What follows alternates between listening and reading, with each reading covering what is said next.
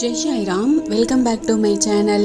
இன்றைக்கி இந்த பதிவில் 48 நாள் நம்ம விரதம் இருக்கிறோம் இல்லையா, அது எப்படி இருக்கிறோம், எதனால் 48 நாள் இருக்கிறோம் அப்படிங்கிறதையும் முருகப்பெருமானை பற்றியும் நான் இந்த பதிவில் உங்ககிட்ட ஷேர் பண்ண போகிறேன். உங்களுக்கு முருகனிடம் கேட்ட வரம் கிடைக்கணுமா, அப்போது எப்படி நாம் விரதம் இருக்கணும், எப்படி வழிபாடு செய்யலாம் அப்படிங்கிறது எல்லாத்தையும் இந்த பதிவில் நான் சொல்கிறேன். ஸ்கிப் பண்ணாமல் முழுசாக கேளுங்க. என்னோட சேனலுக்கு தொடர்ந்து சப்போர்ட் பண்ணுங்க, லைக் பண்ணுங்க, ஷேர் பண்ணுங்க, கமெண்ட் பண்ணுங்க. ப்ளீஸ் மறக்காம சப்ஸ்கிரைப் பண்ணுங்க, பெல் ஐகானை கிளிக் பண்ணுங்க.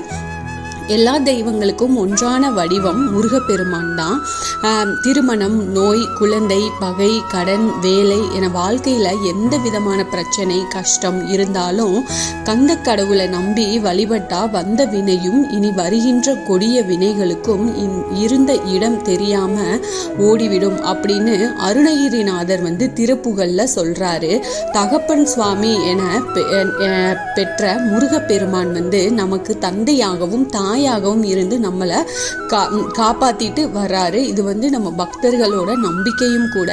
நம்பினார் கெடுவதில்லை அப்படின்னு சொல்லுவாங்க. அது போல முருகப்பெருமான் மீது நம்பிக்கை வச்சு சில குறிப்பிட்ட விதிமுறைகளை பின்பற்றி விரதம் இருந்து வழிபட்டோம் அப்படின்னா நாம என்ன வரம் வேணும் அப்படின்னு கேட்டாலும் முருகன் நிச்சயமா தருவாரு.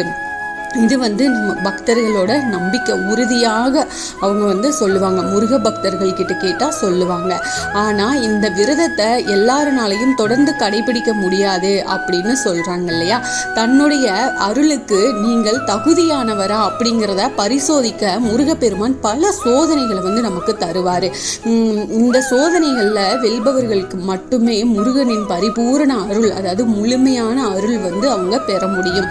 தமிழ் கடவுளான முருகப்பெருமானுக்கு 3 விதமான விரதங்கள் இருக்கிறது வழக்கம். சஷ்டி திதியில விரதம் இருப்பது திதி விரதமே அப்படின்னும், விசாகம், கிருத்திகை, பூரம் இந்த நட்சத்திரங்களில் இருப்பதை நட்சத்திர விரதம் அப்படின்னும், செவ்வாய்க்கிழமை தோறும் விரதம் இருக்கப்படுறத கிழமை விரதம் அப்படின்னு சொல்லுவாங்க. வளர்ப்பிறை, தேய்பிறை என மாதத்துக்கு 2 சஷ்டி திதிகள் வரும்.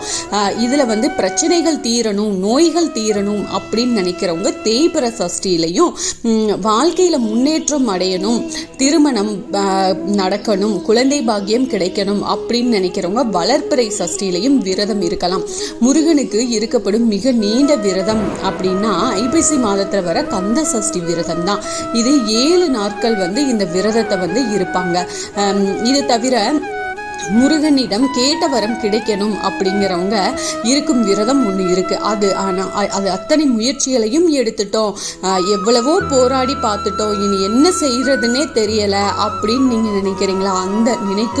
அந்த நாம நினைக்கும் அல்ல வேண்டும் விஷயத்த எனக்கு நடத்தி கொடு முருகா அப்படின்னு முருகனிடம் பாதங்களை கெட்டியாக பிடிச்சுக்கிட்டு வைராகியமாக இந்த விரதத்தை இருந்தோம் அப்படின்னா முருகன் நிச்சயமா நாம கேட்கும் வரத்தை அருள்வாரு. இது உண்மையும் கூட. கண்டிப்பா அது நடக்கும்.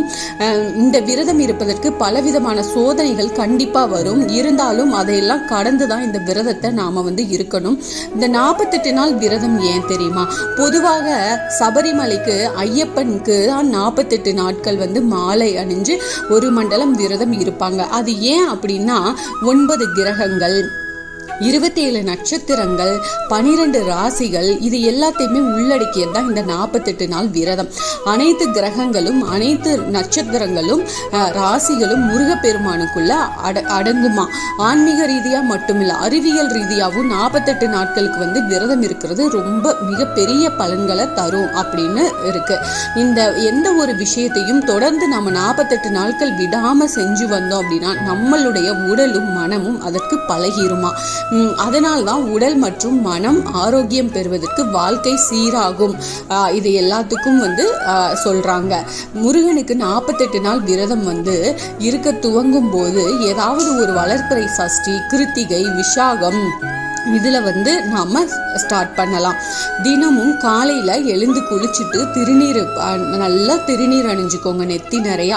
வீட்டின் பூஜை அறையில் விளக்கேற்றி வச்சுட்டு முருகனுக்கு உகந்த, அதாவது முருகனுக்கு பிடிச்ச சிவப்பு நிற மலர்கள் சாத்தி நாம் வழிபாடு செய்யலாம். நெய்வேத்தியமாக ஏதாவது ஒரு பழம் அல்லது ஒரு இனிப்பு வந்து நம்ம வைக்கலாம். அதுவும் இல்லை அப்படின்னா ஒரு டம்ளர் பாலில் கொஞ்சம் தேன் கலந்து நாம் வைக்கலாம். இல்லாவிட்டால் தேனும் தினை மாவும் சேர்ந்து நாம் மிக்ஸ் பண்ணி வைக்கலாம். தினமும் காலையில் கண்டிப்பாக கந்த சஷ்டி கவசம், உங்களுக்கு என்ன பிரச்சனை தீரணுமோ அதற்குரிய திருப்புகள் இருக்கு இல்லையா, அந்த திருப்புகள் பாடலை வந்து நம்ம ஒவ்வொரு இதுக்கும் ஒவ்வொரு இது இருக்கும். இந்த திருப்புகளில் அதை பார்த்து நீங்கள் வந்து திருப்புகள் வந்து படிக்கலாம். அப்படி இல்லை அப்படின்னா உங்களுக்கு எந்த பாடல் ஈஸியாக இருக்கோ அதை தேர்ந்தெடுத்து நீங்கள் கண்டிப்பாக படிக்கலாம். திருப்புகள் வந்து பாராயணம் செய்யுங்க. விரதம் இருக்கும் முறை பார்த்திங்கன்னா தினமும் ஏதாவது ஒருவேளை மட்டும் ஏதாச்சும் ஒரு உணவு எடுத்துக்கலாம். பால் மற்றும் பழம் இதை சாப்பிட்டுட்டு விரதம் நாம் இருக்கலாம். முடியாதவங்க 3 வேளையும் சைவமாக சாப்பிட்டு விரதத்தை இருக்கலாம். மற்றபடி உங்களின் அன்றாட பணிகளை நீங்கள் எப்பவும் போல செய்யலாம். பெண்கள் வந்து மாதவிடாய் வரும் நாட்களில் மட்டும் இந்த விரதம் இருப்பதை தவிர்த்து மற்ற நாட்களில் இருக்கலாம். இப்போ மாதவிடாய் முடிந்த அடுத்த நாள்ல இருந்து விரதத்தை துவங்கினீங்க, ஸ்டார்ட் பண்ணீங்க அப்படின்னா தொடர்ந்து 27 நாள் அல்லது 28 நாள் நம்மளால இருக்க முடியும். அதுக்கப்புறமா மீண்டும் நமக்கு மாதவிடாய் வந்ததுக்கு அப்புறமா அடுத்த நாளை 29வது நாளாக கணக்கில் எடுத்துட்டு நீங்க விரதத்தை தொடர்ந்து இருக்கலாம். இந்த விரத கட்டுப்பாடுகள் என்னன்னா, குழந்தை வரம் வேண்டி இந்த விரதத்தை இருப்பவங்க விரதம் இருக்கும் 48 நாட்களுமே கண்டிப்பா தாம்பத்தியத்துல இருக்கக்கூடாது. முருகன் அருளோடு கூடிய ஒரு குழந்தை பிறப்பதற்கு உங்களோட மனமும் உடலும் தயாராவதற்கு இந்த 48 நாள் விரதம் உங்களுக்கு வந்து அவசியம் தேவை. மற்ற காரணங்களுக்காக இந்த 48 நாள் விரதம் இருப்பவங்களுக்கு இந்த கட்டுப்பாடு எதுவுமே இல்லை. முழு பக்தி சிரத்தையோடு நீங்கள் வந்து நான் வேண்டும் இந்த வரத்தை கண்டிப்பாக நீ கொடுத்தே தீரணும் முருகா அப்படின்னு முருகர்கிட்ட பிடிவாதமாக இருந்து இந்த விரதத்தை நீங்கள் இருந்து முருகருக்கு நீங்கள் பூஜை பண்ணீங்க, பிரார்த்தனை பண்ணீங்க அப்படின்னா நிச்சயமாக கை மேலே பலன் கிடைக்கும். இது வந்து அனுபவ ரீதியான உண்மையும் கூட. முருக பக்தர்கள் எல்லாருக்குமே தெரியும். அவ்வளவு ரொம்ப சக்தி வாய்ந்த முருகர், கருணை கடல். நீங்கள் கண்டிப்பாக உங்களுக்கு என்ன பிரார்த்தனை இருக்கோ 48 நாட்கள் விரதம் இருந்து முருகப்பெருமான வழிபாடு செய்யுங்க, நிச்சயம் உங்களுக்கு கை கொடுப்பாரு. Thank you friends. என்னோட சேனலுக்கு தொடர்ந்து சப்போர்ட் பண்ணுங்கள், லைக் பண்ணுங்கள், ஷேர் பண்ணுங்கள், கமெண்ட் பண்ணுங்கள். ப்ளீஸ் மறக்காமல் சப்ஸ்கிரைப் பண்ணுங்கள், பெல் ஐக்கானை கிளிக் பண்ணுங்கள். இது போல் ஆன்மீக பதிவுகள் எனக்கு தெரிஞ்ச எல்லாத்தையும் உங்ககிட்ட நான் ஷேர் பண்ணுறேன். மீண்டும் அடுத்த பதிவில் சந்திப்போம்.